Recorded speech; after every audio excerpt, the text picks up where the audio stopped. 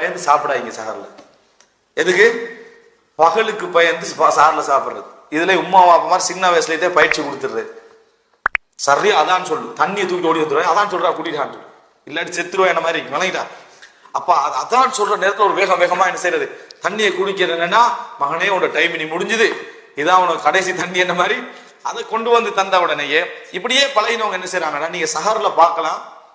அதான் ஒருத்தர் சொன்னாரு, முஸ்லீம்கள் சஹர் செய்யறத யாரா பார்த்தாங்கன்னா இது மாதிரி நோம்ப காலம் ஃபுல்லா பிடிக்கலாம்னு சொல்றோம். எது சஹர் இதை பார்த்தோம்னா அந்த லெவல்ல இருக்குமா. ஏன் அவ்வளோ வெரைட்டியான ஐட்டங்கள் எல்லாம் செய்யறது யாரு? பெண்கள். செய்ய வைக்கிறது பெண்களை, அவங்களுக்கு நன்மையை நினைச்சு ஃபுல்லா செய்யறாங்க. பெச்சுலர்ஸ் ஆகிக்க கூட சொல்லல, ஃபேமிலியா லைஃப்ல சரியா ஃபுல்லா செஞ்சு வச்சாச்சு.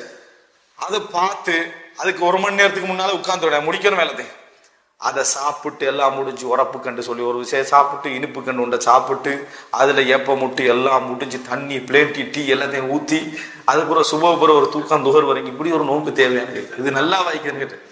இது ஹராம் ஹலால் இங்க பேசல. ஆனா இது ஒரு இபாதத்துக்குரிய ஒரு அழகான வடிவத்தை ஒரு நாளும் கொடுக்காது.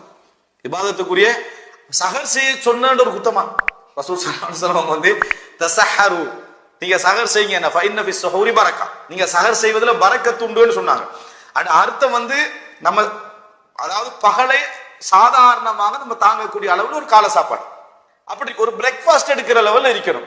ஆனா உண்மையை சொல்லுங்க, பிரேக்ஃபாஸ்டா எடுக்கிறாங்க, ஜம்மு செய்யறாங்களா? பிரேக்ஃபாஸ்ட் அதே போல லஞ்சையும் சேர்த்து ஜம்மு தான் அங்க நடக்குதே தவிர யாரும் பிரேக்ஃபாஸ்ட் எடுக்கிற மாதிரி பெரும்பாலும் எடுக்கிறாங்க இல்லை. ஆனால் எல்லாரையும் சொல்லல, ஆனா நிறைய நடக்குது அப்படி.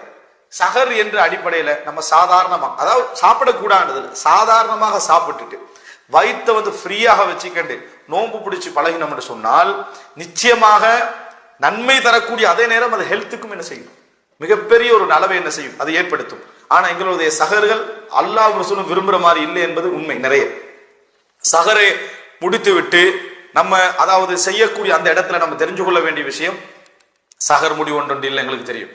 அப்ப சஹரை நம்ம ஒரு 10 நிமிஷம் ஒரு 15 நிமிஷம் இடைவெளி வைத்து சஹரை நம்ம சாதாரணமாக செஞ்சுட்டு அவ்வளவு சஃப்ல முதல் சஃப்ல போய் நிற்கக்கூடிய அமைப்பில் உள்ளவர்களாக நாங்க மாறணும். இதுல அதாவது சொல்ல போனால் சஹருக்கென்று பிரத்யேக கவனமே இருக்கக்கூடாது, சாதாரண கவனம் இருக்கணும். அப்படி உங்களோட ஃபேமிலிகளை உருவாக்கணும். அதுக்குன்னு அவங்க எடுத்துக்கண்டு சமைச்சிக்கண்டு நீங்க எந்த அளவுக்கு நினைக்கிறோம்டா, சஹருக்கு எழும்பி நிறைய சமைச்சிட்டிக்கிற ஒரு பொருத்தம் இல்லாத ஒரு வேலையா நினைக்க. அவர்களுக்கு வணக்கத்துக்கு எந்த இடமும் இல்லை. இவருக்கு தராவி தொழுட்டு உட்கார்ந்துருது. அந்த பெண்கள் நிறைய இபாதத்தும் செஞ்சு இந்த சஹருக்குரிய வேலையை செய்யறதுக்காக வேண்டி 3 மணி 2 மணிக்கெல்லாம் எழும்பி எல்லா வேலையும் செய்து நடக்கக்கூடிய ஒரு நிலையை நம்ம என்ன செய்கிறோம், பார்க்கிறோம். இது பொருத்தமான விஷயம் இல்லை. காரணம், பகல் பொழுதில் உள்ள எல்லா சோர்வுக்கும் இது ஒரு காரணம்.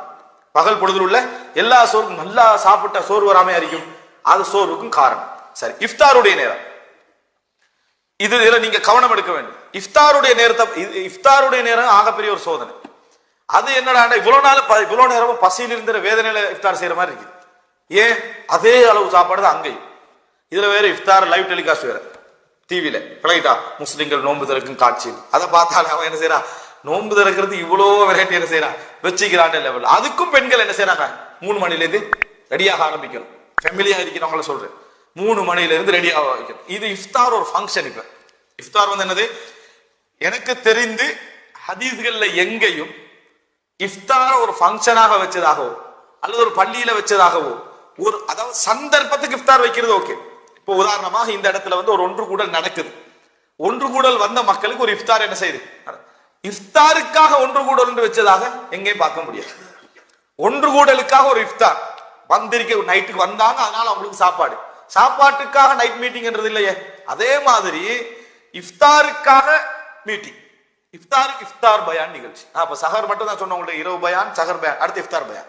எங்கே நீ இபாதத் செய்யக்கூடாது, எங்க என்ன செய்யக்கூடாது, இஃப்தார் பயான் நிகழ்ச்சி அப்படி என்று சொல்லி அதுக்கு ஒரு அரை மணி நேரம் 1 மணி நேரம் ஒதுக்கிறது. அங்கே நீ எதுவும் என்ன செய்யக்கூடாது, கேட்கக்கூடாது, பயான் தான் கேட்கணும். இஃப்தாருடைய நேரத்தில் துவா கேளுங்க. அவர் பயான் பண்ணி நினைக்கிறார், இப்படி துவா கேட்கிறது.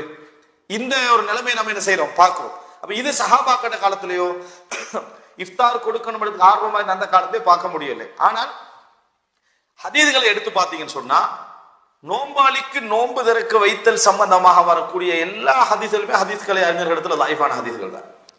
நோம்பாளிக்கு நோன்பு திறக்க வைத்தல் என்று வரக்கூடிய, யார் ஒரு நோம்பாளிக்கு நோன்பு திறக்க வைக்கிறாரோ, மன் ஃபத்தர சாயிமன், யார் ஒரு நோம்பாளிக்கு நோன்பு திறக்க வைக்கிறாரோ அவருக்கு அவர் நோன்பு பிடிச்ச நன்மை என்ன செய்யும், அவருக்கும் கிடைக்கும். இவருக்கு எதுவும் குறையாமல் வரக்கூடிய எல்லா செய்திகளுமே என்ன, பலகீனமான செய்திகள் தான். ஒரே ஒரு செய்தி இருக்கிற, சுவர்க்கத்தின் உறவுகளே, இது போன்ற பயான்களை கேட்க எமது யாஸ் இஸ்லாமிக் மீடியா யூடியூப் சேனலை சப்ஸ்கிரைப் செய்யுங்கள்.